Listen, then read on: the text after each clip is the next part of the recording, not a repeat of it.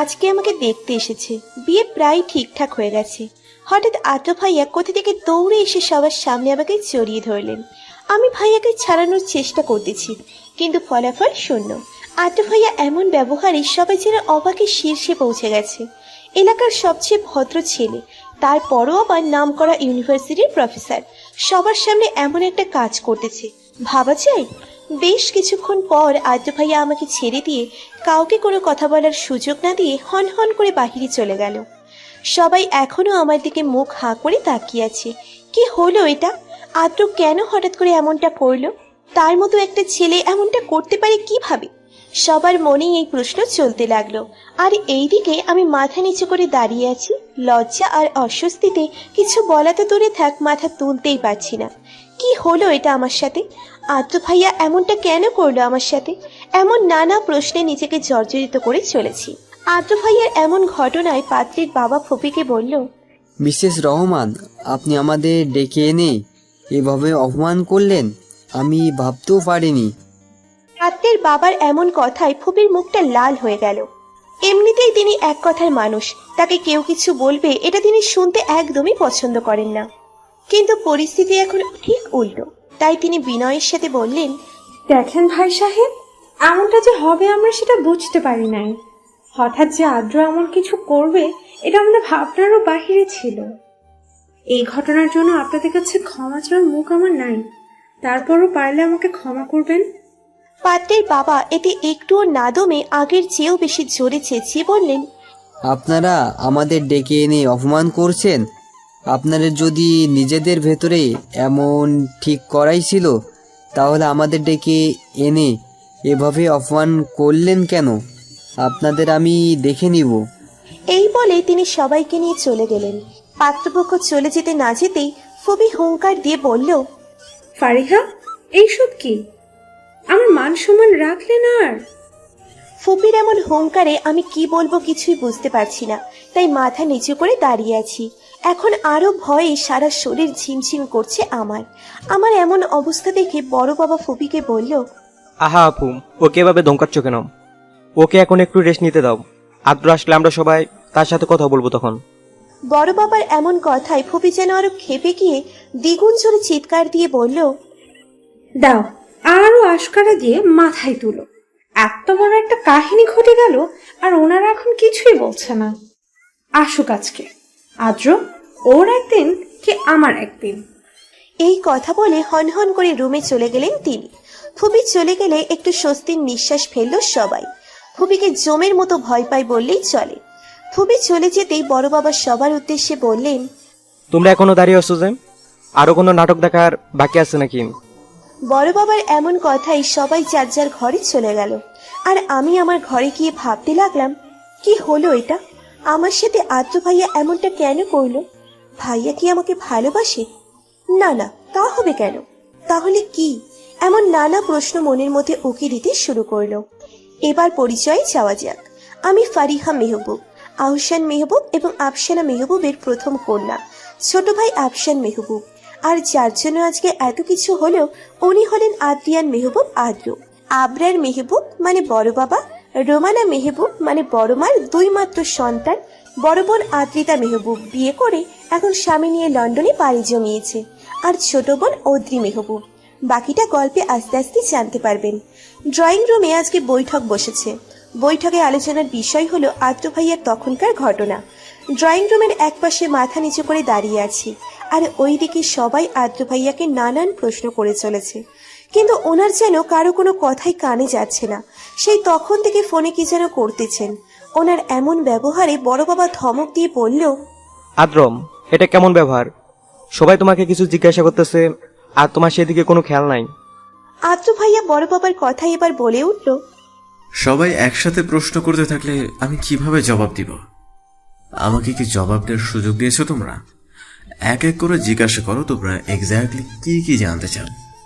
আদ্র ভাইয়ার এমন কথা শুনে ফুপির সাথে সাথে ঝংকার দিয়ে প্রশ্ন করে বসলো, তখন মেহমানদের সামনে ফারিহার সাথে ওরকম বাজে ব্যবহার কেন করলে? তুমি কি জানতে না যে ফারিহার বিয়ের জন্য ওদেরকে আমি এনেছি? ফুপির এমন সিরিয়াস কথাই আদ্র ভাইয়া কিছুই হয়নি এমন একটা ভাব করে বলল, তো তাতে কি হয়েছে? ফুপি আদ্র ভাইয়ের ব্যবহারে অনেকটা বিরক্ত হয়ে বলল, কি হয়েছে মানে? তুমি কি বুঝতে পারছো না আজকে তোমার জন্য আমাদের মান সম্মান কোথায় গিয়ে পৌঁছেছে? আদ্র ভাইয়া এবার একটু সিরিয়াস মুডে বলল, হ্যাঁ, তাতে কি? আমি আমার বিবাহিত স্ত্রীর সাথে যা খুশি করতে পারি, তো এটার জন্য কি পাড়ায় পাড়ায় বলে বলে অনুমতি নিতে হবে নাকি? আদ্র ভাইয়ার এমন কথাই আমি যেন আকাশ থেকে পড়লাম। এতক্ষণ মাথা নিচু করে থাকলেও এবার মাথা তুলে একটু দেখলাম, তারপর অবাক হয়ে আদ্র ভাইয়ার দিকে তাকিয়ে ভাবতে লাগলাম, বিবাহিত স্ত্রী? আমার আবার কখন বিয়ে হলো আদ্র ভাইয়ার সাথে? তাহলে আদ্র ভাইয়া মিথ্যে বলতেছে কেন? না না, মিথ্যে কেন বলবে? তাহলে আমি কি স্বপ্ন দেখতেছি নাকি? এইদিকে আদ্র ভাইয়ার এমন কথা শুনে সবার মুখ ইয়া বড় হা হয়ে গেছে। কি বললো এটা আদ্র? ধাক্কাটা সামলে নিতে বেশ কিছুক্ষণ লাগলো। সামলে নিয়েই বাবা আদ্র ভাইয়াকে বলল, মানে কি বলছিস এসব আদ্রম? জি চাচু, ঠিকই তো বলেছি। আদ্র ভাইয়ার এমন কথায় ফুপি হুঙ্কার দিয়ে বলল, ফারিহা, এসব কি শুনছি আমি? ও আর কি বলবে ফুপি, যা বলবে তা এই কাবিন নামা। এটা বলে একটা কাগজ এগিয়ে দিল বাবার উদ্দেশ্যে। বাবা কাগজটা পড়ে চেঁচিয়ে বললেন। ফারিহা, বাবার এমন চিৎকারে মাথা নিচু করে কান্না করে মিনমিন করে বললাম, বাবা এসব কিছু ঠিক না, আদ্র ভাইয়া মিথ্যে বলতেছে, আমি এর কিছুই করিনি। কিন্তু আমার কথা মনে হয় না কেউ শুনতে পেয়েছে। বাবা, ফুপি আর আদ্র ভাইয়াকে জমের মতো ভয় করি, তাই তাদের সামনে মুখ ফুটে ভালোভাবে বলতে পারলাম না।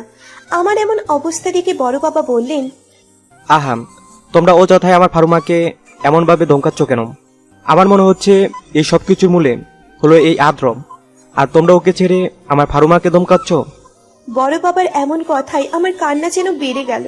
আমি বড় বাবার পাশে গিয়ে দ্বিগুণ গতিতে কান্না করতে করতে বললাম, দেখো না বড় বাবা, আদ্র ভাইয়া শুধু শুধু মিথ্যে বলে আমাকে ফাঁসাচ্ছে। আমি এর কিছুই জানি না, শুধু শুধু আমাকে দোষারোপ করছে। আমার এমন কথায় আদ্র ভাইয়া হনহন করে উঠে এসে আমাকে টেনে নিয়ে গিয়ে কাবিন নামার কাগজটা হাতে ধরিয়ে দিয়ে বলল, তোর কাছ থেকে এটা আশা করি নাই আমি। ফারুক, ছিছি, নিজের বিবাহিত স্বামীকে বিয়ে হওয়ার পর অস্বীকার করছিস। তুই আমাকে বিয়ে করে এটা আমার সাথে করতে পারলি কিভাবে? তোর একটুও বিবেকে বাঁধলো না? আদ্র ভাইয়ার এমন কথার আমি কি জবাব দিব বুঝতে পারছিলাম না। কাবিন নামার দিকে তাকিয়ে দেখি কোণের জায়গায় স্পষ্ট জলজল করছে ফারিহা মেহবুব নামটা, আর বরের জায়গায় আদ্রিয়ান মেহবুব আদ্র, সাথে স্বাক্ষরের জায়গায় আমার স্বাক্ষর দেখে আমার মাথায় যেন আকাশ ভেঙে পড়ল। এটা কিভাবে সম্ভব? আমি কখনো এমন কাগজে স্বাক্ষর করি নাই, তাহলে এটা কি? তারপরও আমি মিনমিন করে বললাম, না, এটা মিথ্যে, আমি কখনো বিয়ে করি নাই তোমাকে, এই কাগজটাও মিথ্যে। আমার এমন কথায় আদ্র ভাইয়া একটু রাগী ভাব নিয়ে বলল, এরপরও তুই অস্বীকার করছিস ফারুক? তুই নিজের বিয়েকে অস্বীকার করবি? আমি ভাবতেও পারিনি। ছি ফারুক, ছি। আমাদের এমন কথা কাটাকাটি দেখে এবার ফুপি চেঁচিয়ে বলল, তোমরা থামবে? আমি একটা সিদ্ধান্ত নিয়েছি, দেখো তোমাদের পছন্দ হয় কিনা। সেটা হলো, আদ্র আর ফারিহা যেহেতু একটা কাণ্ড ঘটায় ফেলেছে, তাই আমি চাই সামাজিকভাবে আবার ওদের বিয়ে পুনরায় দেয়া হবে, এবং সেটা খুব জলদি। কেননা এলাকায় আমাদের পরিবারের একটা সম্মান আছে। ফুপির কথা শুনে আমার মাথায় যেন আকাশ ভেঙে পড়ল। কি হচ্ছে আজকে আমার সাথে এসব? আমার সাথে আজকে সকাল থেকে শুধু অনাকাঙ্ক্ষিত ঘটনা ঘটেই চলেছে। একে তো হঠাৎ করে দেখতে আসলো, তারপর আবার আদ্র ভাইয়ের তখনকার ঘটনা, এখন আবার বিয়ে। উপরওয়ালা আমাকে রক্ষা করো এই বিপদ থেকে। আমি এই বিয়ে কখনো করতে পারবো না, কেননা আমি তো অন্য কাউকে ভালোবাসি। শুধু ভালোবাসি না, মন প্রাণ দিয়ে ভালোবাসি।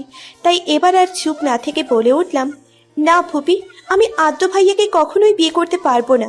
আমার এমন কথাই ফুপি যেন রেগে লাল হয়ে গেল।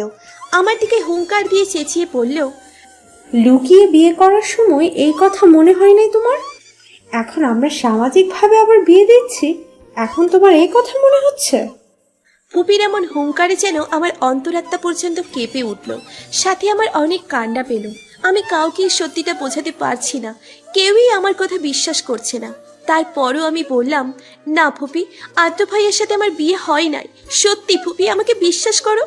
ফুপি আমার এমন কথাই আমার দিকে রাগী ভাবে তাকিয়ে ধমক দিয়ে বলল, চুপ, আর একটাও কথা না। আমি যেহেতু বলেছি বিয়ে হবে, সুতরাং বিয়ে হবে। তারপর অন্যদের দিকে তাকিয়ে বললেন, এতে তোমাদের কারো কোনো আপত্তি আছে? ফুপি যেহেতু বলেছে তাই কেউ আপত্তি করবে না, আর হলেও তাই। যেমনটা হয়েছিল আজকে, ফুপির জোরের কারণেই পাত্রপক্ষ আমাকে আজকে দেখতে এসেছিল। বাবা ফুপিকে বলল, তুমি যেহেতু বলেছ তাই আমার আর কোনো আপত্তি নাই। যদিও শুরুতে একটু আপত্তি ছিল, কিন্তু এখন ভেবে দেখলাম আদ্র ছেলে হিসেবে বেস্ট। তার উপর ফারিহা সারা জীবন আমাদের সাথেই থাকতে পারবে। বাবার এমন কথা শুনে আমার যাও অল্প একটু ভরসা ছিল, ওটাও ভেঙে চূর্ণ বিচূর্ণ হয়ে গেল। আমি দৌড়ে সেখান থেকে ঘরে চলে আসলাম। এসে বালিশে মুখ গুজে কাঁদতে শুরু করলাম, কেননা এইটাই এখন আমার একমাত্র কান্নার সঙ্গী।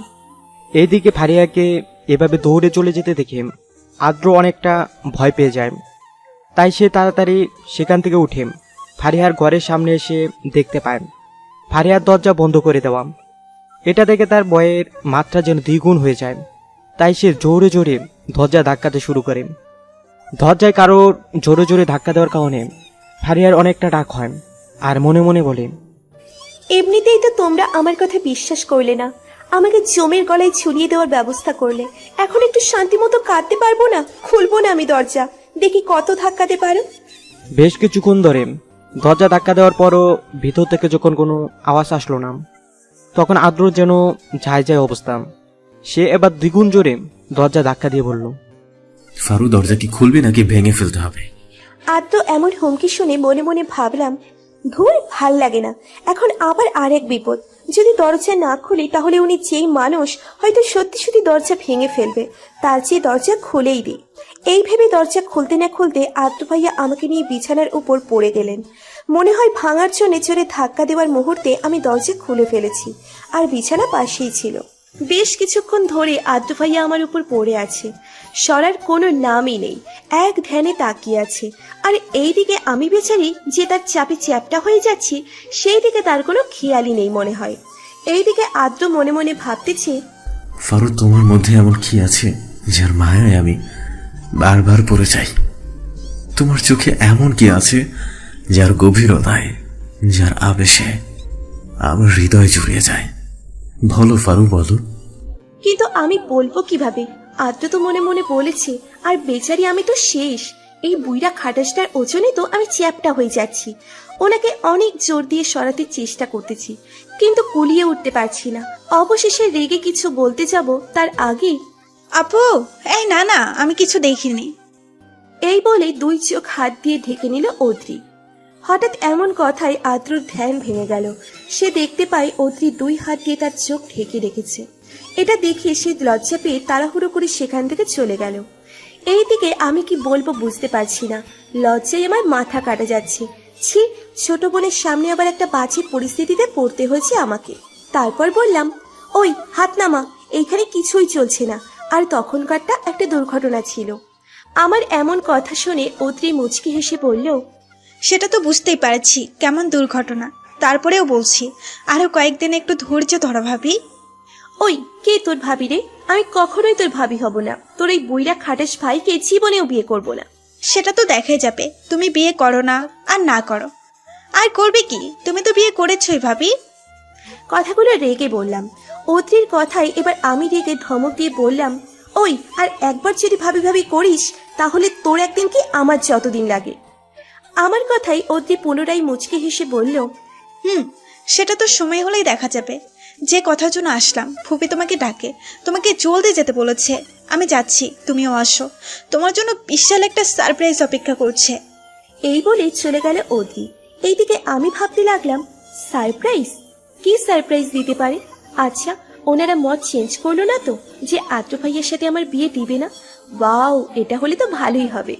এইসব ভেবে আগ্রহ নিয়ে ফুপিদের দিকে চলে গেলাম। আমাকে আসতে দেখে ফুপি বলল, ফারিহা, আমরা সবাই সিদ্ধান্ত নিয়েছি আদ্র আর তোমার বিয়ে আগামী শুক্রবার বাদ-জুমা অনুষ্ঠিত হবে। যদিও আগেই তোমাদের বিয়ে হয়েছে, কিন্তু সেটা তোমরা ভুলে যাও। আর তোমাকে যাকে যাকে বলার প্রয়োজন বলবে। ফুপির কাছ থেকে এমন কথা শুনে সারপ্রাইজের আশা সারা জীবনের জন্য মিটে গেল আমার। আমার অনেক কান্না পাচ্ছে, কিন্তু সবার সামনে কান্নাও করতে পারছি না, কেননা আমার কান্নার মূল্যই যে কারো কাছে নেই। তাই আর কিছু না বলে ঘরে চলে আসলাম।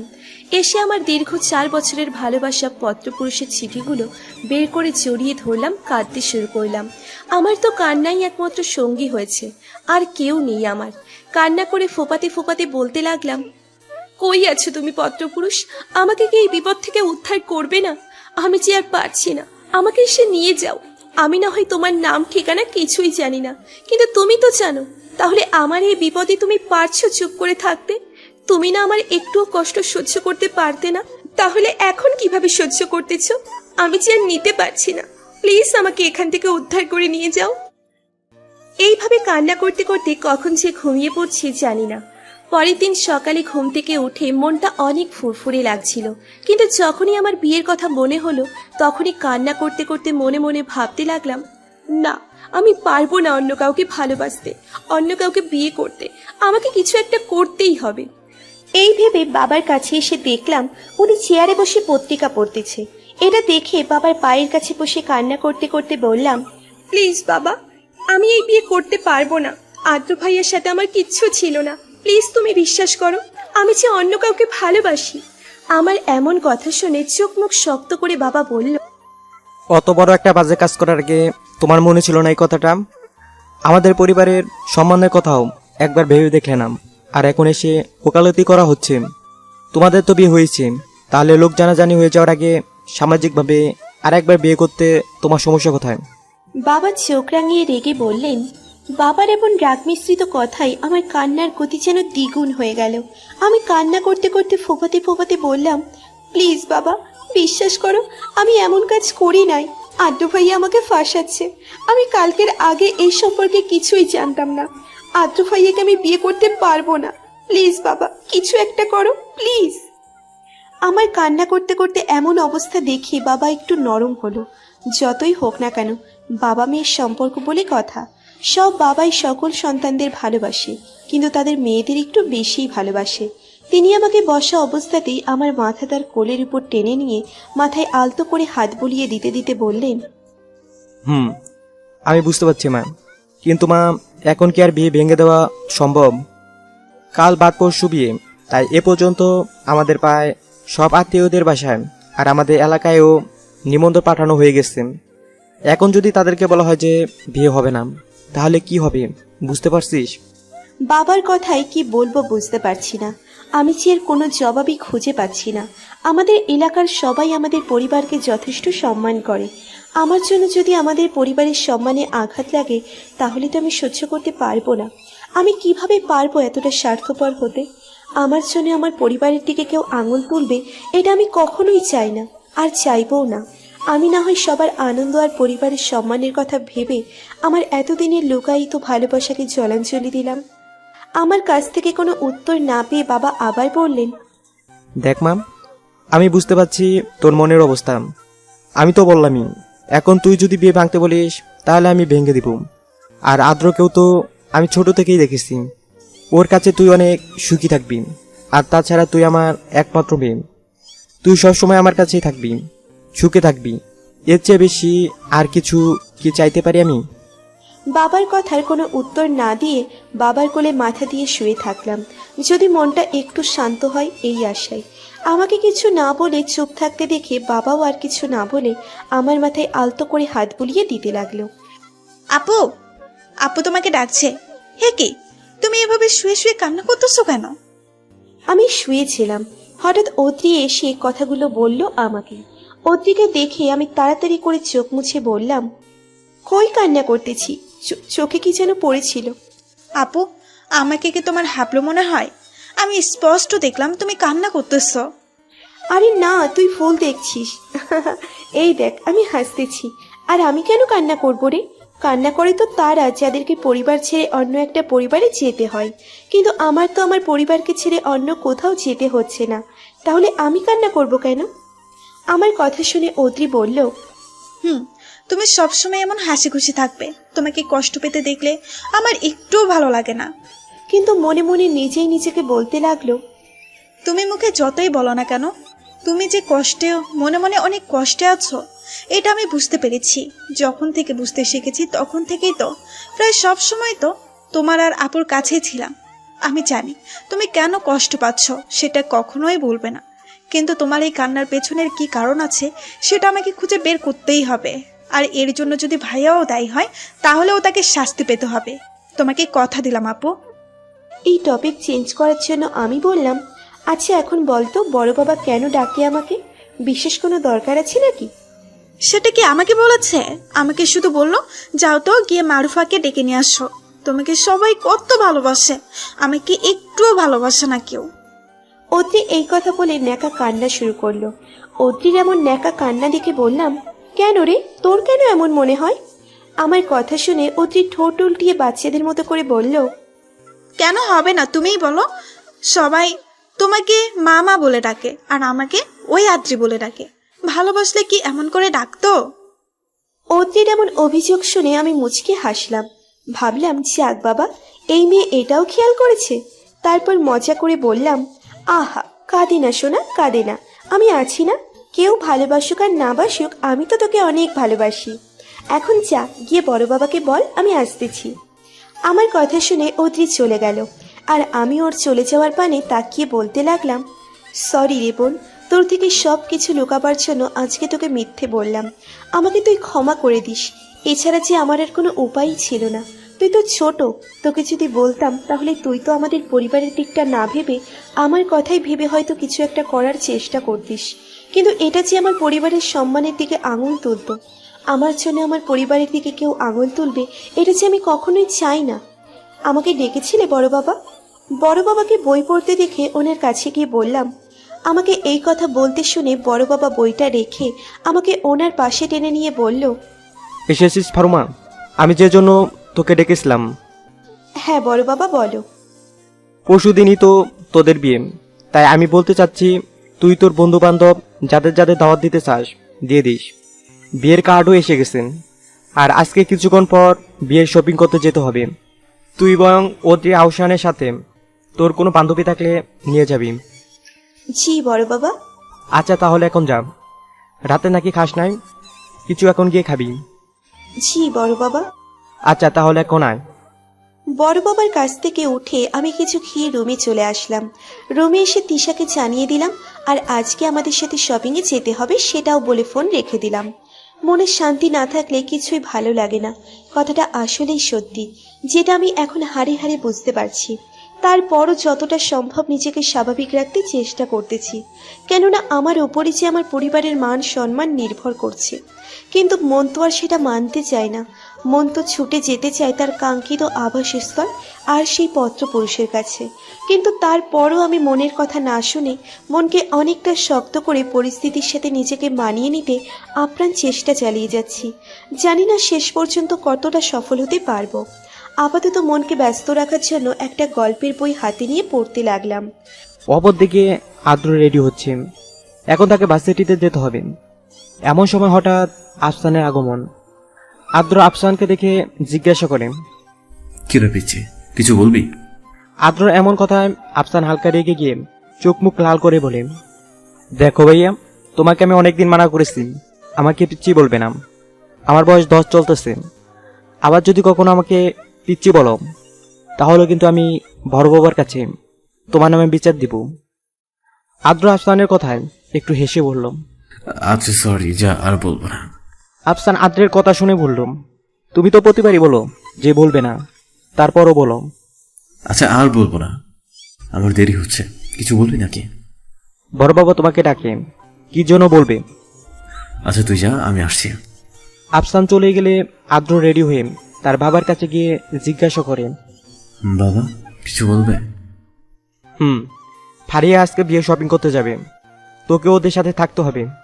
আদ্র মিস্টার আবরার মেহবুবের কথা শুনে বললাম, কিন্তু বাবা আমি তো ভার্সিটি যাচ্ছি, আমার ভার্সিটিতে ক্লাস নিতে হবে, তাহলে আমি কিভাবে? আদ্রর কথা শুনে আবরার সাহেব রেগে বললাম, অত কিছু শুনতে চাইছি আমি, যেটা বলেছি সেটাই করবি। আবরার সাহেবের কথা আদ্র আর কোনো প্রতিবাদ না করে বললাম, ঠিক আছে বাবা, আমি অদ্রিকে বলে যাচ্ছি কখন কোথায় থাকতে হবে, আমি ওদিক দিয়ে যাব এখন। তারপর আদ্র আবরার সাহেবের কাছ থেকে বিদায় নিয়ে অদ্রিকে জায়গা আর সময় বলে ভার্সিটির উদ্দেশ্যে বের হয়ে যায়। দুপুর 2টা। ফারিয়া, অদ্রি, আফসান আর তিশা শপিংয়ের উদ্দেশ্যে বাসা থেকে বের হয়। কিছুক্ষণ পর তারা শপিং মলে পৌঁছে যায়। তারপর হঠাৎ ফারিয়া শপিং মলের অপোজিটে এমন কিছু দেখতে পায় যার জন্য তার অনেক রাগ হয়। রাগে সারা শরীর জ্বালা করতে শুরু করে আর মনে মনে বলে, তুই এইখানে এসব কাজ করতেছিস আর তোর জন্য আমার উপর দিয়ে কত কিছু যাচ্ছে, তোকে যে আমি কি করব। এই বলে সে অনেকটা রাগ নিয়ে এগিয়ে যেতে থাকে। হঠাৎ সে দেখতে পায় একটা মেয়ে আদ্রকে খুব বাজেভাবে জড়িয়ে ধরে আছে। এটা দেখে আমি সাথে সাথে চোখ বন্ধ করে নিলাম, কেননা এসব আমার একদমই সহ্য হচ্ছে না। মনের কোথাও একটা কেমন কেমন লাগতেছে আর আদ্র ভাইয়ের উপর অনেক রাগ হচ্ছে, কিন্তু কেন এমনটা হচ্ছে সেটা আমি কিছুতেই বুঝে উঠতে পারছি না। আশেপাশে কি হচ্ছে সেটা দেখার জন্য প্রায় সাথে সাথেই চোখ খুললে দেখতে পাই আদ্র ভাইয়া মেয়েটার থেকে দূরে দাঁড়িয়ে মেয়েটাকে অনেকটা রেগে কি যেন বলছে। এটা দেখে আমি আদ্র ভাইয়াকে মনে মনে একটা ধন্যবাদ দিলাম, কিন্তু কেন দিলাম সেটা জানি না। তারপর আর ওদিকে না গিয়ে অতিথিদের কাছে ফিরে আসলাম। কিছুক্ষণ পর আদ্র ভাইয়া আমাদের কাছে আসলে আমরা বিয়ের কেনাকাটা শুরু করলাম।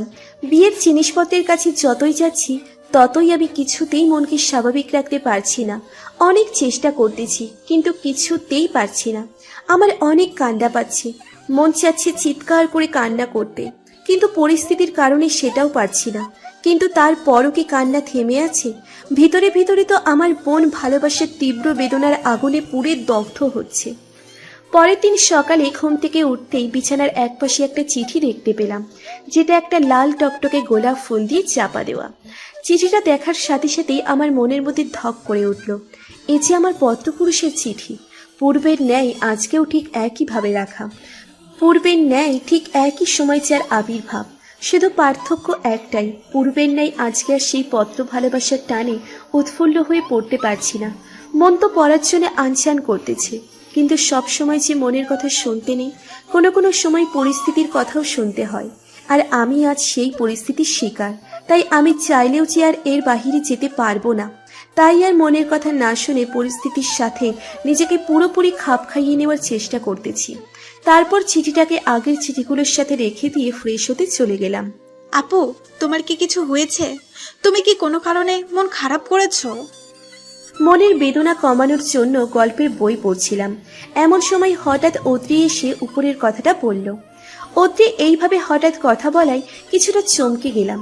তারপর অদ্রিকে দেখে স্বাভাবিক হয়ে বললাম, আরে আমার আবার কি হবে, আমি তো ঠিকই আছি। আমার এমন কথায় অদ্রি কিছুটা আশাহত হলো। হবে নাই বা কেন, তার থেকে যে বারবার আমি বিষয়টাকে লুকানোর চেষ্টা করে যাচ্ছি। অদ্রি এবার আশাহত কণ্ঠে বলল, তোমাকে মনমরা দেখতে আমার একটুও ভালো লাগে না। কিছু হলে বলো আমাকে, আমি সর্বোচ্চ চেষ্টা করব। অদ্রির এমন কথায় আমি বললাম, আরে না, কিছুই হয়নি, আমি ঠিকই আছি। তারপর কথা কাটানোর জন্য বললাম, তা কিছু কি বলবি নাকি? আমার কথার জবাবে অদ্রি বলল, আপু, কিছুক্ষণ পর মেহেদি অনুষ্ঠান শুরু হবে, তাই তোমাকে বলার জন্য আসলাম। অদ্রির কথা শুনে বললাম, আচ্ছা ঠিক আছে, আমি রেডি হয়ে থাকবো। ঠিক আছে আপু, আমি তাহলে যাই। আচ্ছা আয়।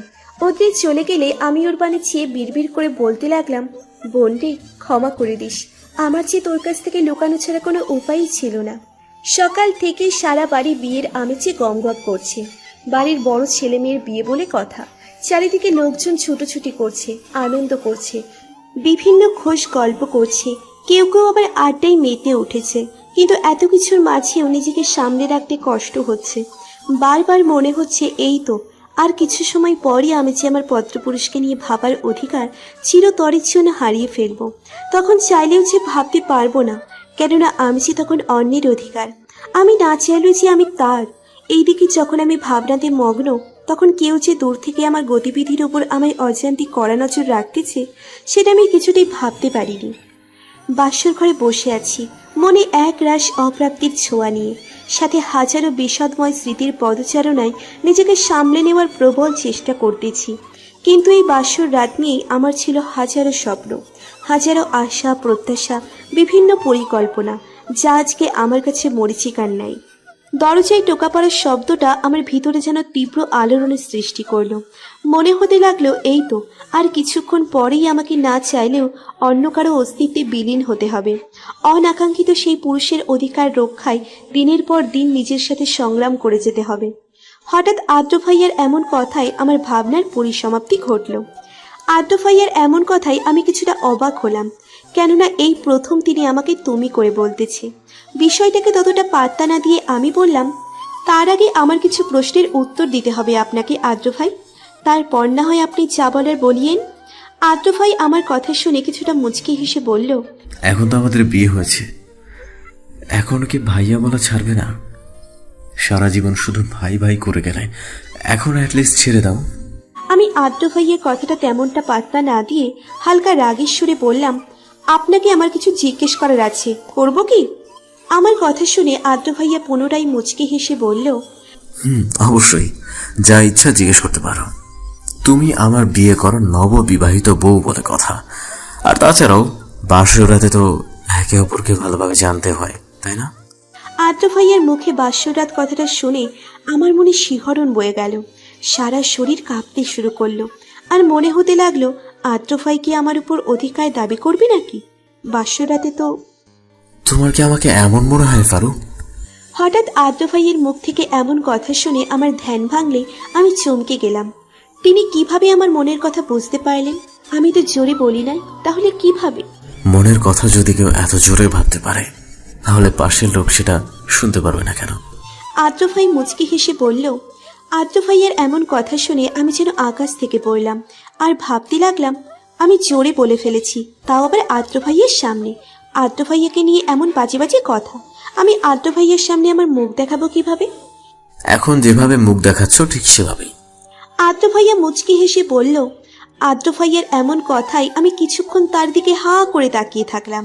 আমাকে এভাবে হা করে তাকিয়ে থাকতে দেখে আদ্র খোঁচা দিয়ে মুচকি হেসে বলল, এভাবে হাঁ করে গেলতে থাকলে আমার তো হাঁপানি রোগেতে ধরবে, আই এম শিওর। তাই এভাবে হাঁ করে না থেকে অল্প অল্প করে দেখো, আমি তো আর পালিয়ে যাচ্ছি না। আদ্র ভাইয়ের এমন কথাই আমি লজ্জায় মুখ নিচু করে ফেললাম। আমার এমন লজ্জা পাওয়া দেখে আদ্র ভাই মুচকি হেসে বলল, অলরাইট, আর লজ্জা পেতে হবে না। লজ্জায় যেভাবে লাল হয়ে যাচ্ছ, কখন যে তোমাকে টুপ করে খেয়ে ফেলবো নিজেও জানি না, তখন যেন আবার আমাকে দোষ দিতে পারবে না। ওনার এমন কথাই আমার লজ্জা যেন দ্বিগুণ হয়ে গেল। লজ্জায় আর অস্বস্তিতে মনে হতে লাগলো আমি যেন মাটির সাথে মিশে যাই। আমার কেন এত লজ্জা লাগতেছে আমি কিছুতেই বুঝতে পারছি না। আমার তো এখন আদ্র ভাইয়ের উপর রাগ হওয়ার কথা। আমার এমন অবস্থা দেখে আদ্র ভাইয়া কথা ঘোরানোর জন্য বলল, আচ্ছা, তখন কি যেন জিজ্ঞেস করতে চাচ্ছিলে? এখন কি জিজ্ঞাসা করবেন ম্যাডাম, নাকি ওটা কালকের জন্য রেখে দেবেন? আদ্র ভাইয়ের এমন কথাই আমি বাস্তবে ফিরে আসলাম। আদ্র ভাইয়ের দিকে তাকিয়ে অসহায় ভঙ্গিতে বলতে লাগলাম, আপনি আমার সাথে কেন এমন করলেন আদ্র ভাই?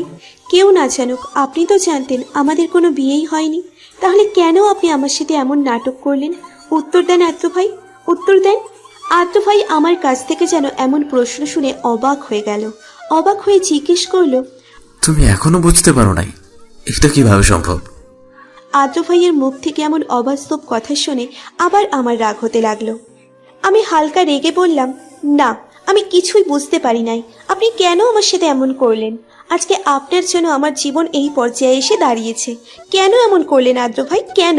এবার আদ্র ভাইয়া এমন কথা বললেন শুনে আমার রাগে সারা শরীর কাঁপতে লাগলো। আমার প্রশ্নের জবাবে আদ্র ভাইয়া বললেন, আপনি আমার জীবনটা নিয়ে এভাবে কেন খেললেন আদ্র ভাই? আমি আপনার কাছে কি অন্যায় করেছিলাম যার জন্য আপনি আমাকে এত বড় একটা শাস্তি দিলেন?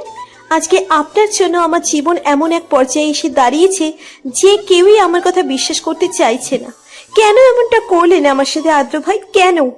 আদ্র ভাইয়ের দিকে তাকিয়ে হালকা রেগে বললাম। আমার এমন প্রশ্নে আদ্র ভাইয়ের মুখটা কেমন যেন চুপসে গেল।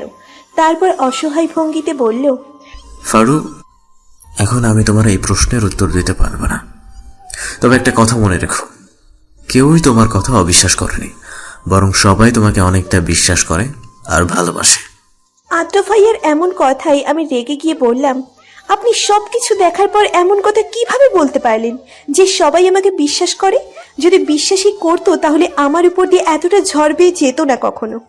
আদ্র ভাইয়া আমার কথাই সিরিয়াস ভঙ্গিতে বলল, ফারু প্লিজ, এত রেগে যাচ্ছ কেন?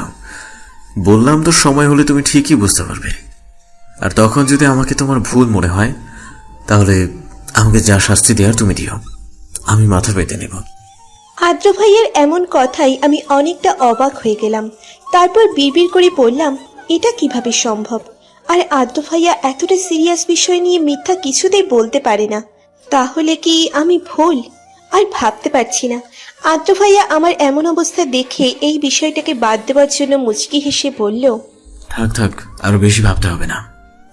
তোমার যে শরীরের অবস্থা, আল্লাহ, বেশি ভাবতে ভাবতে যদি আবার কঙ্কাল হয়ে যাও, তখন আমার ভবিষ্যৎ বাবুদের কি হবে?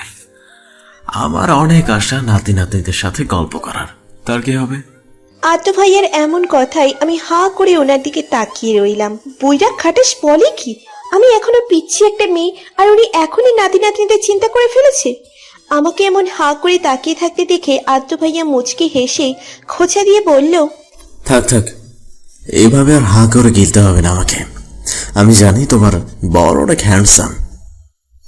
এখনই এইভাবে লোক দিও না, বাকি জীবনের জন্য কিছু রাখো। যেভাবে হাঁ করে দেখছো, আমার তো কেমন কেমন একটা অন্যরকম ফিলিংস আসছে। আদ্র ভাইয়ের এমন কথাই আমি অনেকটা লজ্জা পেলাম। কখনোই এমন পরিস্থিতিতে পড়িনি আগে। আর এই বইরা খাটাস বজ্জাত চামচিকা বেটাই আমাকে শুধু শুধু লজ্জায় ফেলতেছে। আমাকে মনে মনে গালি দেওয়া শেষ হলে এখন ঘুমান, বেশি রাত জাগা ঠিক না, ওকে? এই বলে তিনি বিছানায় শুতে নিলেই আমি তাড়াতাড়ি করে বললাম, না না, আমি আপনার সাথে এক বিছানায় ঘুমাতে পারবো না, আপনি বরং নিচে ঘুমান। আদ্র ভাইয়া আমার কথাকে বিন্দুমাত্র গ্রাহ্য না করে বিছানায় শুয়ে পড়ল। তারপর আমার দিকে তাকিয়ে মুচকি হেসে বলল, আমার তো আপনার সাথে এক বিছানে ঘুমাতে কোনো অসুবিধা নাই। আপনার যদি কোনো অসুবিধা থেকে থাকে তাহলে মেঝে তো আছেই, আপনি বরং সেখানেই ঘুমান। কিন্তু খবরদার অন্য ঘরে যাওয়ার চিন্তাও মাথা থেকে ছেড়ে ফেলুন, কেননা এখন থেকে আপনাকে আমার ঘরেই ঘুমাতে হবে। আদ্র ভাইয়ার এমন ব্যবহারে আমার অনেক রাগ হতে লাগলো। আমি রেগে ফোপাতে লাগলাম।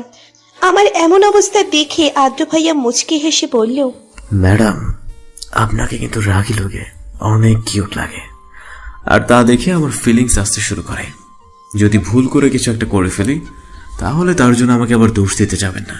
তাই কিছু করার আগে আপনি বরং ঘুমিয়ে পড়ুন তাড়াতাড়ি। আদ্র ভাইয়ের এমন কথাই আমি যেন আকাশ থেকে পড়লাম। লোকটা বলে কি, রাগকে এক মুহূর্তে পানি কিভাবে করতে হয় এটা মনে হয় এনার চেয়ে ভালো কেউই জানে না। তারপর আমি আর কোনো উপায় খুঁজে না পেয়ে একপাশে গিয়ে শুয়ে পড়লাম। পরের দিন সকালে খোঁচা খোঁচা কিছুর শব্দে আমার ঘুম ভেঙে গেল। চোখ খুলতেই দেখতে পেলাম আমি আদ্র ভাইয়ের বুকে মাথা রেখে জড়িয়ে ধরে ঘুমিয়ে আছি। এটা দেখার সাথে সাথেই লাফ দিয়ে বিছানা থেকে নেমে পড়লাম।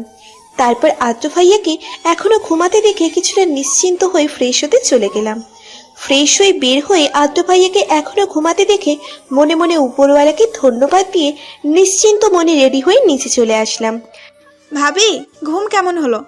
ঘুম হয়েছে তো নাকি? নিচে আসতে না আসতেই অদ্রি আমাকে দেখে প্রশ্ন করে বসলো। অদ্রির এমন প্রশ্নে আমার অনেকটা লজ্জা পেলাম, কিন্তু কেন পেলাম জানি না।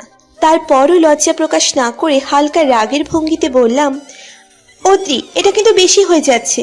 ভুলে যাবি না আমি তোর বড় আপু, সো বেশি এপাশ ওপাশ করলে ঠাটিয়ে দিব একটা।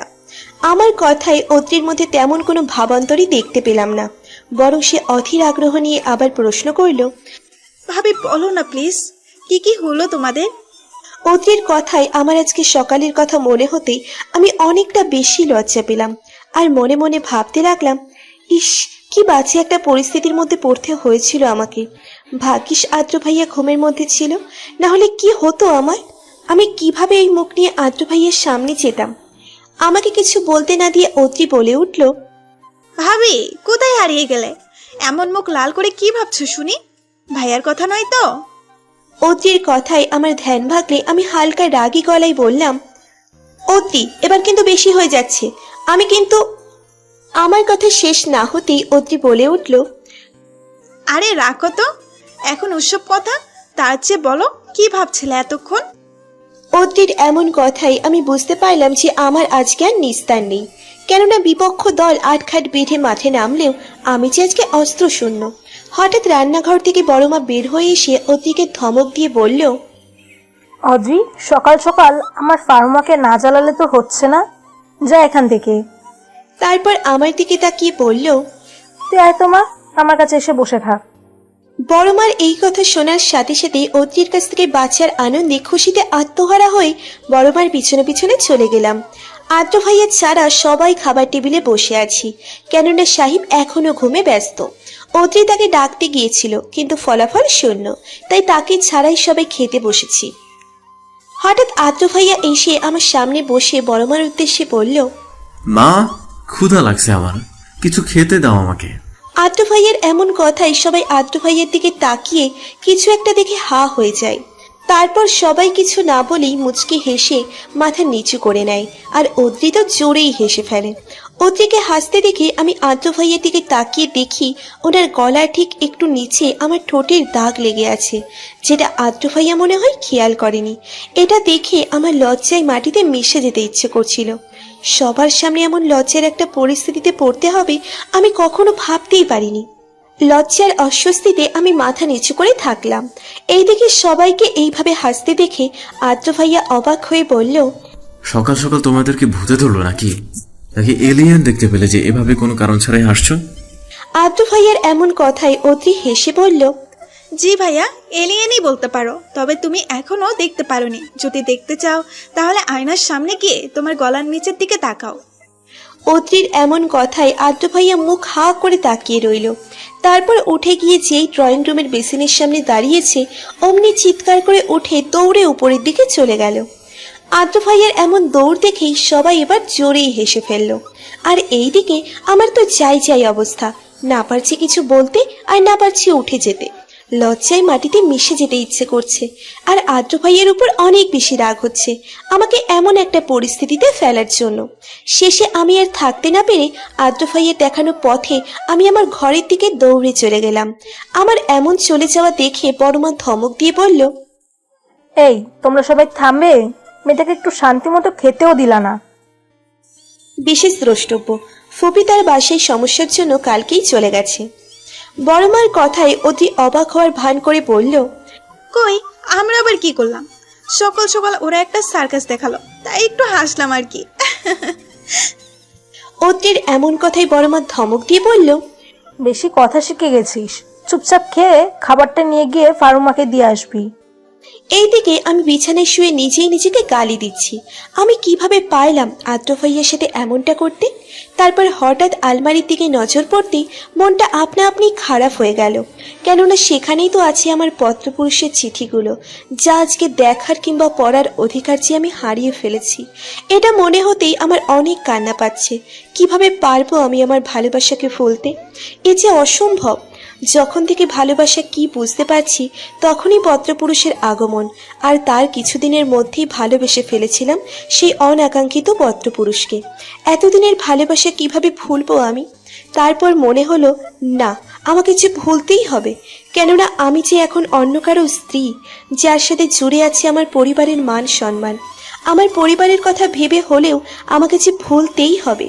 এইভাবে মনে মনে সিদ্ধান্ত নিলাম পত্রপুরুষের কোনো স্মৃতি না রাখার। তাই সেই অনাকাঙ্ক্ষিত পত্রপুরুষের দেওয়া সবকিছুই কোনো একসময় বাহিরে গিয়ে ফেলে দিয়ে আসবো, এই ভেবে একটা ব্যাগে ভরে রাখলাম।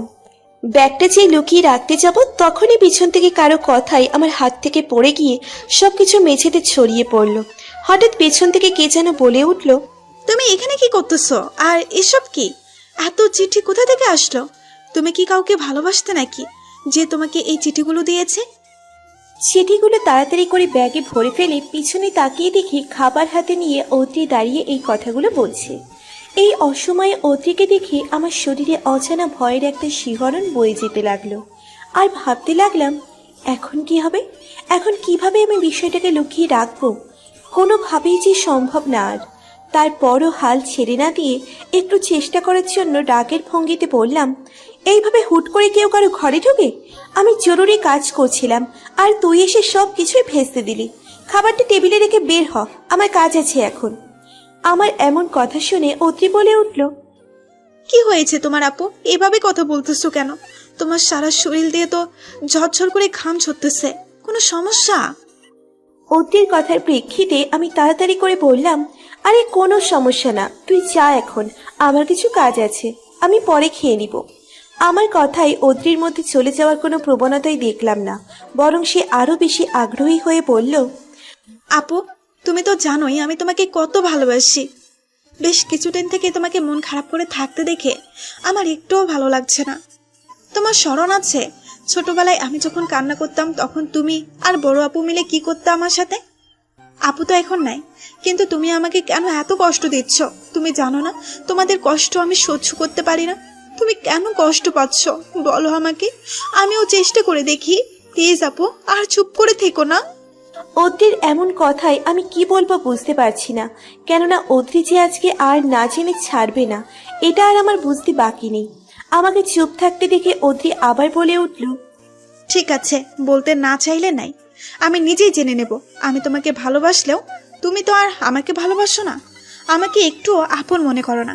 থাক, তোমার বলতে হবে না। এই বলে নেকা কান্না শুরু করলো।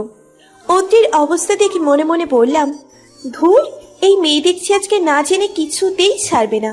আচ্ছা বলেই দেখি, কত আর মিথ্যে বলবো, পরে যা হবার হবে। কিন্তু ওকে বললে যদি কোনো সমস্যা হয়, আমার পরিবারের মান সম্মানের উপর যদি কোনো আঘাত আসে, তাহলে আমি নিজেকে কিভাবে ক্ষমা করব? তারপর অদ্রির উদ্দেশ্যে বললাম, ওকে বনু, এখন ন্যাকামি বন্ধ কর, আমি বলবো, কিন্তু তার আগে আমাকে কথা দিতে হবে যে তুই কাউকেই বলবি না। আমার কথা শুনে প্রায় সাথে সাথেই বলল, ওকে ওকে, কাউকেই বলবো না, এখন বলো। তারপর আমি অদ্রিকে শুরু থেকে সব কিছুই খুলে বললাম। আমার কথা শুনে অতি ভারাক্রান্ত মন নিয়ে বলল, ভাইয়াকে এর জন্য শাস্তি পেতে হবে। ওর কত বড় সাহস তোমাকে কষ্ট দেয়।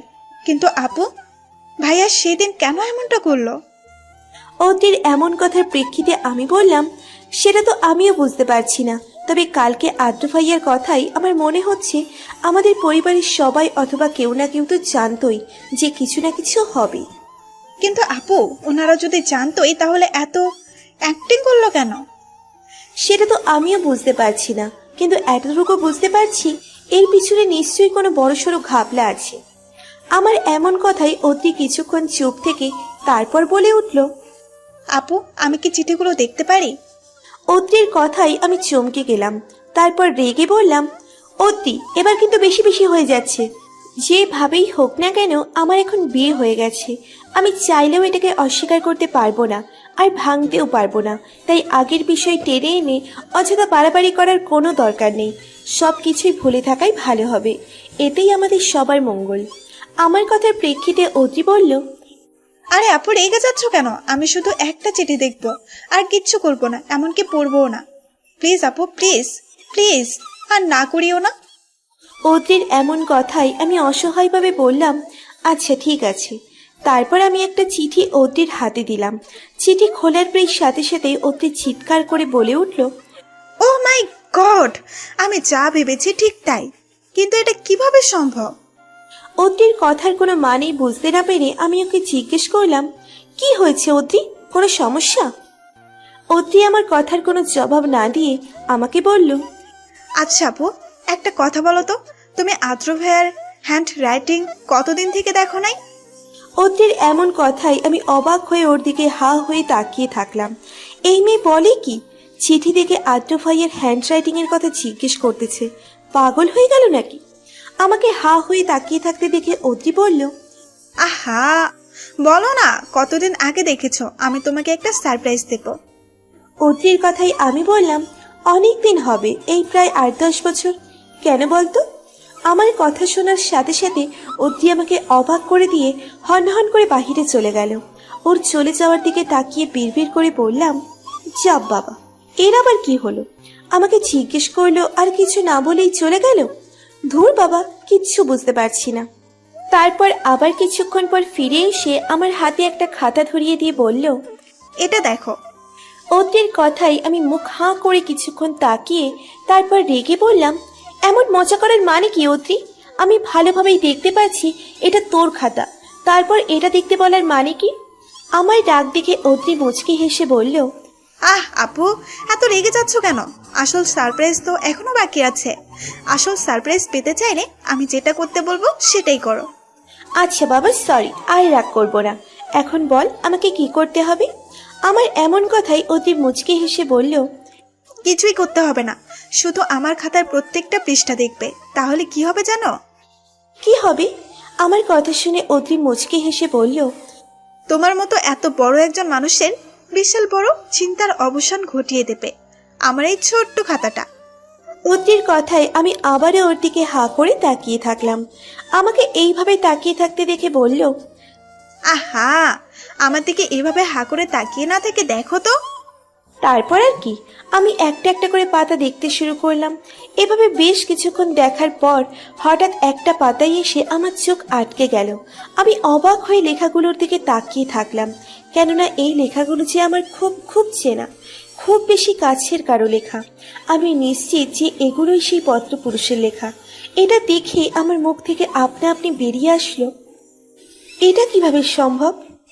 আমাকে এভাবে চমকে যেতে দেখে অদ্রি হা হা করে হেসে উঠল। তারপর হাসতে হাসতে বলল, আপু, কেমন লাগলো আমার সারপ্রাইজ? অদ্রির কথায় আমি ভাবনা থেকে বেরিয়ে এসে ওর দিকে প্রশ্ন ছুড়ে দিলাম, এটা তো তোর লেখা নয়, তাহলে এটা কার লেখা? বল না বোন, প্লিজ। আমার এমন আকুতি শুনে অদ্রি বিজ্ঞের মতো বলে উঠল, বালিকা, আমি তোমাকে বলবো, যদি তুমি আমার কিছু সত্যে রাজি হও তাহলে। অদ্রির কথায় প্রায় সাথে সাথেই আমি বলে উঠলাম, আমি তো সব শর্তে রাজি আছি বনু, এখন বল তাড়াতাড়ি। আমাকে এভাবে অস্থির হতে দেখে অদ্রি যেন মজা পাচ্ছে, তাই সে মুচকে হেসে বলল, ভেবে বলছো তো? পরে কিন্তু আবার না করতে পারবে না। আমি অস্থির ভঙ্গিতে বললাম, আমি ভেবেই বলছি, প্লিজ বনু, এবার তো বল। তারপর অদ্রি যা বলল তা শুনে আমি যেন অবাকের শীর্ষে পৌঁছে গেলাম।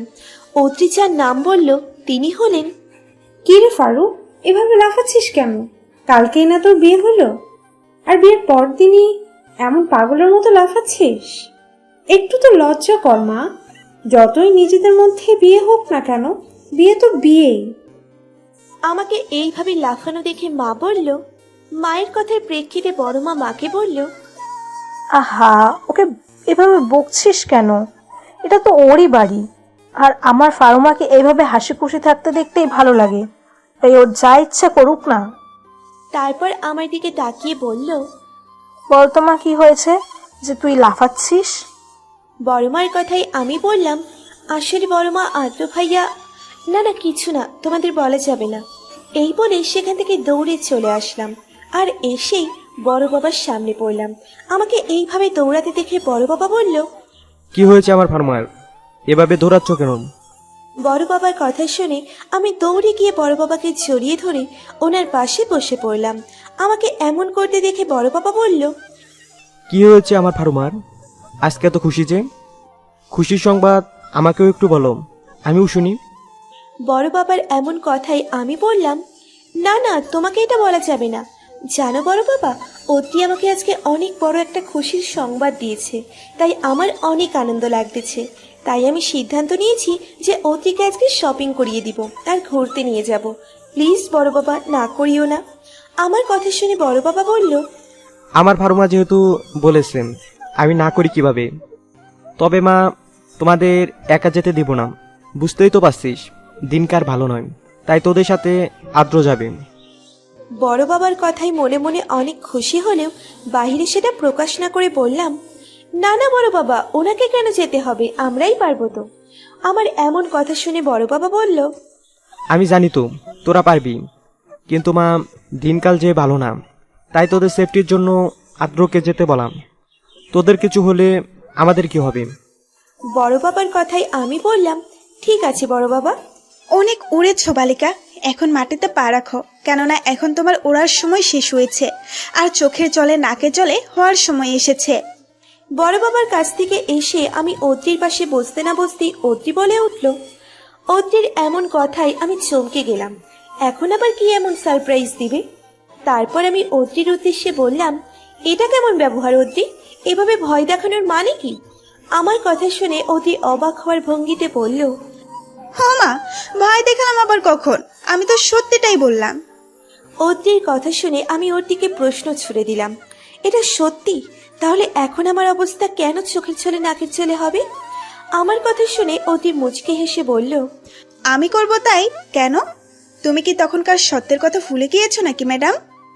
অদ্রির এমন কথা শুনে আমি চমকে উঠলাম, আর মনে মনে ভাবতে লাগলাম, সত্যিই তো আনন্দে আত্মহারা হয়ে আমি তখনকার শর্তের কথা ভুলেই গিয়েছিলাম।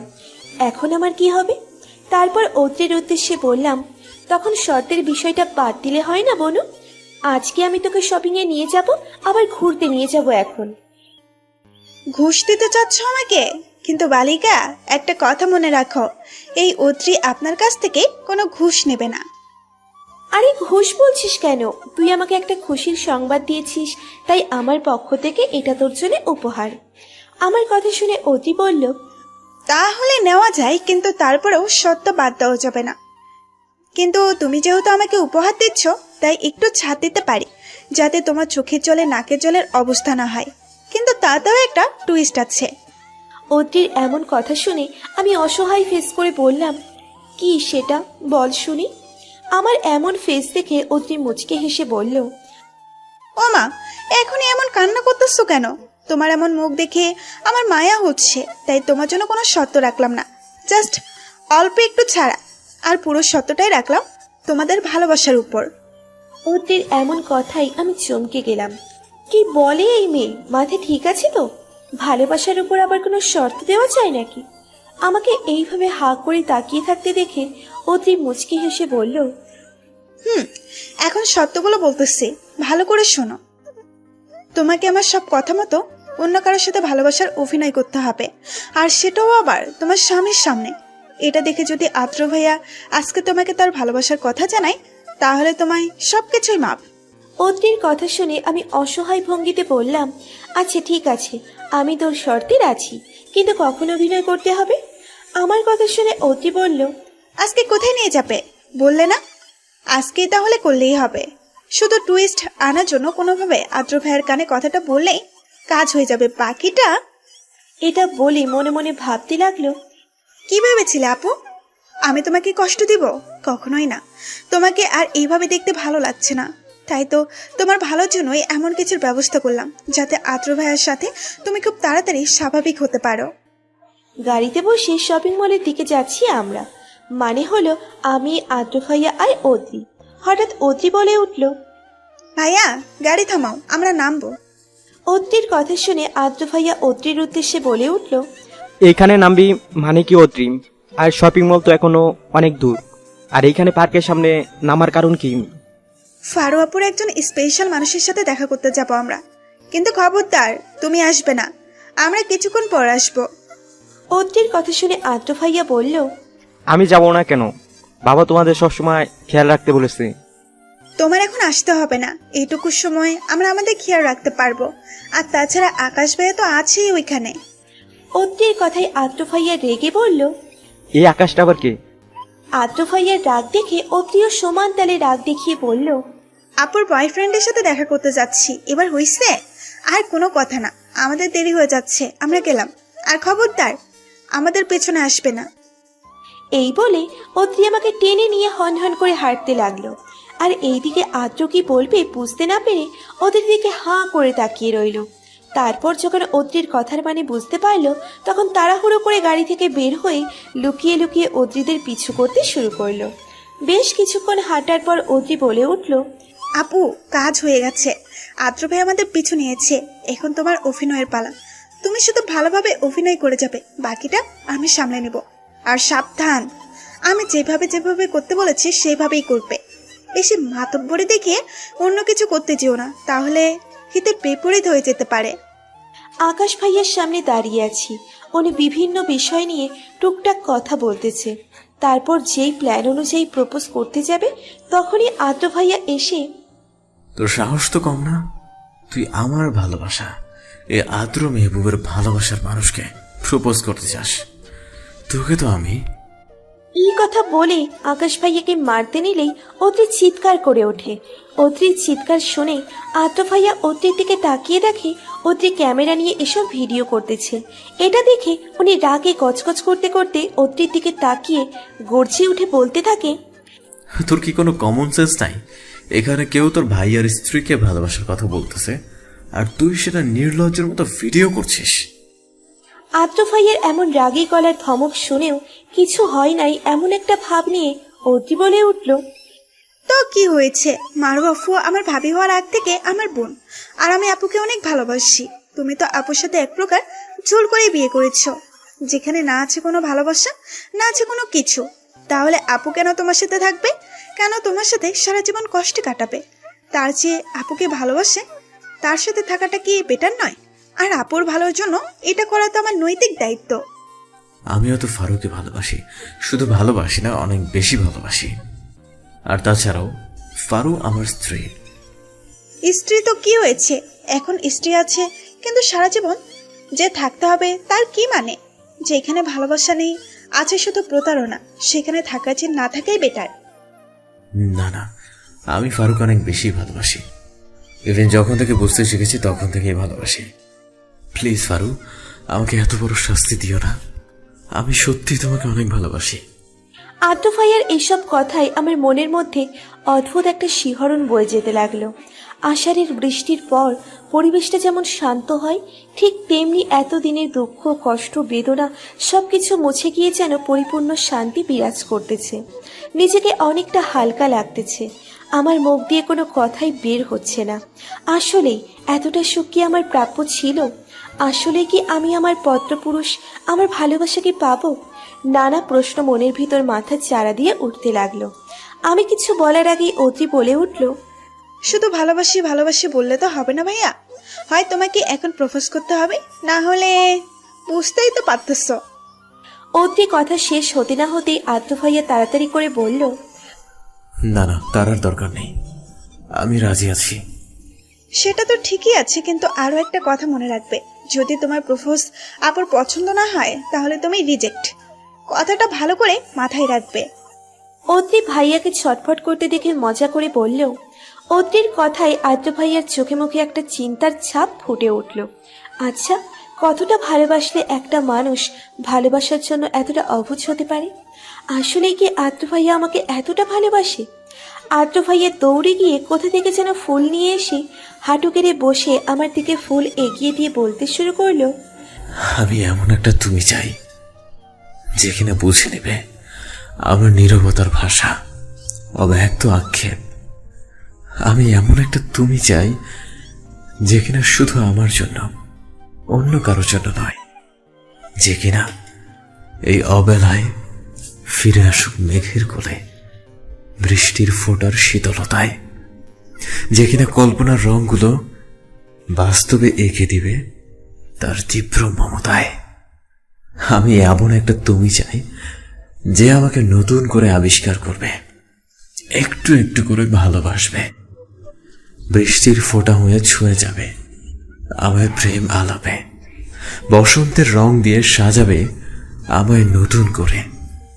আমি এমন একটা তুমি চাই যে জ্যোৎস্না রাতের চাঁদ দেখার বায়না করে চাঁদের আলোয় আমাকে খুঁজবে, প্রখর শীতে আমায় চাদর করে রাখবে। আমি এমন একটা তুমি চাই যার মনের শহরের সঙ্গী করে রাখবে আমায়, যার হৃদয় আঙিনায় পুরো অস্তিত্ব জুড়ে থাকবে আমার বসবাস, যে আপন করে রাখবে আমায় মনের পিঞ্জিরায়। হবে কি আমার সেই তুমি? দেবে কি আমাকে তোমার হৃদয়ের আঙিনায় বাস করতে? আদ্র ভাইয়ার এসব কথা শুনে আমার চোখ দিয়ে ঝরঝর করে পানি পড়তে লাগলো। এতটা সুখের অশ্রু যার আবির্ভাব হয়েছে তীব্র বেদনার কালে, এক টুকরো সুখের মোহমীয় শীতল আবেশে। নিজেকে আর সামনে রাখতে পারলাম না। তীব্র গতিতে আদ্র ভাইয়ার বুকে আছড়ে পড়ে কান্না শুরু করে দিলাম। এতদিনের ভালোবাসার তীব্রতা যেন আকাশ ছুঁয়েছে, যেন মেঘ মিলন হয়েছে, যার প্রতিক্রিয়া স্বরূপ ঝরঝর করে চোখ দিয়ে পানি পড়ছে। আমার এমন অবস্থা দেখে আদ্র ভাইয়া মাথায় হাত বুলিয়ে দিতে দিতে মায়াময় কণ্ঠে আমাকে বিভিন্নভাবে সান্ত্বনা দিতে লাগলো। বেশ কিছুক্ষণ পর অদ্রির কথায় আমার ধ্যান ভাঙল। অদ্রি বলল, ম্যাডাম, আপনি কি ভুলে গেছেন যে আপনি এখন একটা পাবলিক প্লেসে আছেন? এখানে আপনারা ছাড়াও আরো অনেক মানুষ আছে এবং তারা আপনাদেরকে দেখতেছে। অদ্রির কথা শুনে আমি চমকে উঠলাম। তারপর মাথা তুলে চারিপাশে তাকিয়ে দেখি অনেকেই আমাদের দিকে হাঁ করে তাকিয়ে আছে। এটা দেখার সাথে সাথে আমি আদ্র ভাইয়াকে ছেড়ে দিয়ে লজ্জায় মাথা নিচু করে দাঁড়িয়ে রইলাম। আমাকে এভাবে লজ্জা পেতে দেখে অদ্রি মুচকি হেসে খোঁচা দিয়ে বলল, বাবা, ম্যাডামের দেখে আবার লজ্জাও আছে। যেইভাবে জড়িয়ে ধরেছিলেন আমি তো ভাবছিলাম এই জীবনে আর ছাড়বে না মনে হয়। অদ্রির কথায় আমার লজ্জার পরিমাণটা যেন দ্বিগুণ হয়ে গেল। সবার সামনে এটা আমি কি করলাম? ছি ছি, লজ্জায় আমার মাটিতে মিশে যেতে ইচ্ছে করছে। থাক থাক ম্যাডাম, এইভাবে আর আপনাকে লজ্জায় লাল হতে হবে না। হাজার হোক, বরটা তো আপনারই। তারপর আকাশ ভাইয়ার উদ্দেশ্যে বলল, আপনাকে অসংখ্য ধন্যবাদ ভাইয়া, আপনি আমাদের হেল্প না করলে এমনটা করতে পারতাম না। ধন্যবাদটা আমাকে না দিয়ে বরং তিশাকে দিও, কেননা ও না বললে আমি কখনোই আসতাম না। অদ্রিদের এমন কথা শুনে আদ্র ভাইয়া ওদের দিকে হাঁ করে তাকিয়ে আছে। আদ্র ভাইয়াকে এইভাবে অবাক হতে দেখে অনেক ভালোই লাগছে। অদ্রি আদ্র ভাইয়ার এমন হাঁ মুখটা আরো বেশি করে হাঁ করে দেওয়ার জন্য সকাল থেকে এখন পর্যন্ত সব ঘটনায় একে একে বলে দিল কিভাবে কি কি প্ল্যান মাফিক করা হয়েছে। অদ্রির এমন কথাই আদ্র ভাইয়ার মুখটা দেখার মতো ছিল। তারপর হুট করে অদ্রির কান চেপে ধরে বলল, বেশি পাকনামা করছিস না এই বয়সে? বাড়িতে ফিরে নে, তারপর তোকে দেখাচ্ছি মজা। আহা ভাইয়া, লাগছে তো, প্লিজ ছেড়ে দাও না। তারপর আদ্র ভাইয়া ওদিকে ছেড়ে দিয়ে আকাশ ভাইয়ের উদ্দেশ্যে বলল, সরি ভাই, আপনাকে ভুল বুঝে অনেক কিছু বলেছি, আর আপনাকে অনেক অনেক ধন্যবাদ।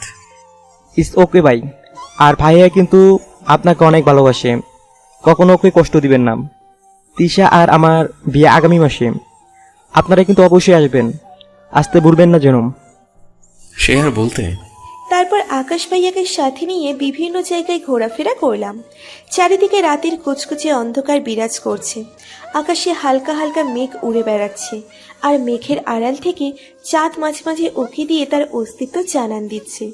ঝিরঝির করে বৃষ্টি পড়ছে, আর হালকা বাতাসের সাথে সামনের বাগান থেকে ভেসে আসা কৃষ্ণচূড়া, বকুল, কেয়া সহ বিভিন্ন ফুলের মিষ্টি ঘ্রাণ যেন আষাঢ়ের এই পরিবেশটাকে যেন আরো মোহনীয় করে তুলেছে।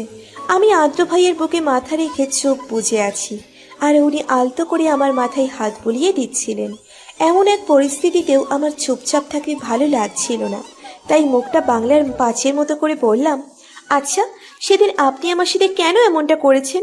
এখনো আমাকে বলেন নাই, কিন্তু আজকে আমাকে বলতেই হবে, কেন এমন লজ্জাস্কর একটা কাজ করছিলেন আপনি? আদ্র ভাইয়া আমার এমন অবস্থা দেখে মুচকি হেসে বললেন, বলতেই হবে, না বলে হয় না। না হয় না, বলেন তো। আমার এত আগ্রহ দেখে আদ্র ভাইয়া বলল, ওটার কারণ যদি শুনতে চাও তাহলে তোমাকে আরো আগে থেকেই শুনতে হবে। বলুন। আজ থেকে ঠিক 15 বছর আগের কথা। আই ওয়াজ অনলি 11 আর তোমার ছিল অনলি 5। তখন দাদু মারা যায়, এটা তো জানো। জানি, মায়ের কাছ থেকে শুনেছি। দাদুর নাকি ইচ্ছে ছিল তার কোনো একজন নাতি নাতির বিয়ে সে দেখবে, কিন্তু যখন বুঝতে পারলো তার শেষ সময় ঘনিয়ে আসছে, তখন এই কথাটা বাবা ছোট বাবাদের জানায়। আর দাদুর এমন কথা শুনে ওনারা অনেক চিন্তায় পড়ে যায়, কিভাবে কি করবে। ফুপিরাও তখন বিদেশে ছিল, আর আপুর বয়সও তখন অল্প ছিল। ওই বয়সে আপুকে বিয়ে দেওয়াটা সম্ভব ছিল না, তাই বাকি ছিলাম আমি। আমার বয়স ছিল তখন মাত্র 11। এই বয়সে কোনো মেয়ে আমাকে বিয়ে করবে না। অবশেষে দাদুর ইচ্ছে পূরণের জন্য তোমার সাথে আমার পারিবারিকভাবে বিয়ে দিয়ে দেয়, যেটা আমরা ছাড়া কেউই জানতো না। আর তুমি তো তখন ছোট ছিলে, তাই তোমারও হয়তো স্মরণ নেই সেই কথা। আদ্র ভাইয়ের এমন কথা শুনে আমি অবাক হয়ে হাঁ করে ওনার দিকে তাকিয়ে আছি। তারপর বললাম, তাহলে পরে আমাকে জানানো হয় নাই কেন? বিয়ের পর বাবা সবাইকে কঠোরভাবে নিষেধ করে দিয়েছিল, যাতে এই কথা আর কোথাও জানাজানি না হয়। এতে সবাই যদি তোমাকে উল্টাপাল্টা কিছু বলে তাহলে তোমার ছোট মস্তিষ্ক চাপ পড়তে পারে, বা তোমার পড়ালেখার ক্ষতি হতে পারে। কিন্তু ফুপি তাহলে সেদিন বিয়ের জন্য কেন অন্য একটা ছেলে নিয়ে এসেছিল? আর আপনি কেনই বা অমনটা করেছিলেন বুঝতে পারছি না আমি এখনো। ওই যে বললাম না, আমরা ছাড়া কেউই জানতো না, এই ফুপিও জানতো না, কেউ ওনাকে আগে জানায়নি। আর ফুপি এই বিষয়টা না জেনেই কোনো একজনকে হুট করে বাসায় নিয়ে এসেছে, তাই ওই অবস্থায় বিয়ে ভাঙার জন্য ওইটা করেছিলাম। আদ্র ভাইয়ের এমন কথাই যেন আমি অবাকের ওপর অবাক হচ্ছি। আমার লাইফে কত কিছু ঘটে গেছে যার বিন্দুমাত্র আমি জানি না। তারপর হালকা একটু রেগে বললাম, সেই জন্য সবার সামনে আপনি এমনটা করবেন? আরে আমি কি করতাম তখন? ছোট বাবা যখন আমাকে ফোন দিয়ে বিষয়টা জানালো, আমার মাথা তখন গরম হয়ে গিয়েছিল। কি করব কিছুই বুঝতে পারছিলাম না। আর ওই অবস্থায় আমার মাথায় ওটা ছাড়া আর কিছুই আসেনি। জানেন আমার কেমন লাগছিল তখন? কি বাজে একটা পরিস্থিতি। আমার ইচ্ছে করছিল মাটিতে মিশে যেতে। আচ্ছা, আর একটা কথা বলুন তো। আমার কথা শেষ হতে না হতে আদ্র ভাইয়া বলে উঠল, কি কথা? আপনি আমাকে পত্রপুরুষ সেজে চিঠি কেন দিতেন? আর আপনার পরিচয় বা কেন দিতেন না? বাবা মানা করেছিল তোমাকে এত তাড়াতাড়ি আমাদের বিয়ের কথা না জানাতে। ওনারা চাইছিল আমি ভালোভাবে সেটেল হওয়ার পর ধুমধাম করে বিয়ে দিতে। ইনফ্যাক্ট আর কিছুদিন পরেই আমাদের বিয়ে হতো, কেননা আমি এখন অলমোস্ট সেটেল হয়ে গেছি। সেটা বুঝলাম, কিন্তু আসল কারণটা তো এখনো বললেন না। যখন আমি ভালোবাসা কি বুঝতে পারলাম, তখনই বুঝলাম আমি তোমাকে অনেক বেশি ভালোবাসি। এটা হয়তো সৃষ্টি হয়েছিল উপরওয়ালার নির্ধারিত পবিত্র একটা বন্ধনে আবদ্ধ ছিলাম তার জন্য। তাই বাবা আমাকে যতই মানা করুক না কেন, আমার ভেতরে তোমার জন্য আলাদা একটা চিন্তা সব সময় আমাকে তাড়া করে বেড়াতো। যদি তুমি অন্য কাউকে ভালোবাসো বা অন্য কেউ তোমাকে তার মায়ায় ফেলে, সেটা যাতে না হয় তাই আমি তোমাকে লুকিয়ে লুকিয়ে চিঠি দিয়ে আমার সাথে বেঁধে রাখতাম, যাতে অন্য কারো উপর তোমার মন না যায়। আজকে যেন আমাকে অবাকের ভূতে ধরেছে। একের পর এক কাহিনী ঘটে আমাকে হাঁ করে দিচ্ছে। আমাকে এভাবে হাঁ করে তাকিয়ে থাকতে দেখে আদ্র ভাইয়া মুচকি হেসে বলল, আপনার প্রশ্নের জাহাজ কি শেষ হয়েছে ম্যাডাম, নাকি এখনো আরো বাকি আছে? আদ্র ভাইয়ার এভাবে বলায় আমি একটু লজ্জা পেয়ে বললাম, আপনার কাছে প্রশ্নের আবার শেষ আছে নাকি? কিন্তু আজকে আর করব না। এখন আমি আপনার বুকে মাথা রেখে ঘুমাবো। খবরদার, আপনি আমাকে ডিস্টার্ব করবেন না। এই কথা বলে ওনার বুকে মাথা দিয়ে ওনাকে জড়িয়ে ধরলাম। আমার এমন কথা শুনে আদ্র ভাইয়া মুচকে হেসে বলল, বাহ, আমার বউ তো দেখি সেই লেভেলের রোমান্টিক। ম্যাডাম, শুধু আপনার কথাই ভাবলে হবে? আমার কথা ভাবতে হবে না? 15 বছর হলো আমাদের বিয়ের, তাও আমার একবার না দুইবার বিয়ে করেছি, কিন্তু বউয়ের সাথে এখনো বাসরটাই করতে পারলাম না। আদ্র ভাইয়ের এমন কথায় লজ্জায় মুখ লাল হয়ে গেল। আমি ওনাকে আরো শক্ত করে জড়িয়ে ধরে বললাম, আপনার বউ কি আপনাকে মানা করেছে নাকি? আপনি করতে পারেন নাই। আপনার 15 বছরের বিয়ে করা বউ যে এখনো কুমারীই আছে, সেটা তো আপনার ব্যর্থতা। এই বলে আমি আদ্র ভাইয়াকে ছেড়ে উঠতে নিলেই উনি আমার হাত টেনে নিয়ে আমার দিকে তাকিয়ে একটা চোখ টিপ দিয়ে শয়তানি হাসি নিয়ে বলল, বালিকা, এই গর্ব আর করিও না, কেননা এই গর্ব আর বেশিক্ষণ টিকবে না। এই বলে আলতো করে আমার কপালে একটা চুমু দেওয়ার সাথে সাথেই আমি ওনার বুকে মাথা দিয়ে শক্ত করে জড়িয়ে নিলাম। মিশে যেতে লাগলাম একে অন্যের ভালোবাসায়। আপনারা কি এখনো পড়তে চান? হয়তো আজকে দুইজনের মিলন হবে, পূরণ হবে তাদের দীর্ঘ ভালোবাসার প্রতীক্ষা। একে অন্যকে বলবে তাদের অন্তরের অন্তঃস্থল থেকে নির্গত ভালোবাসা।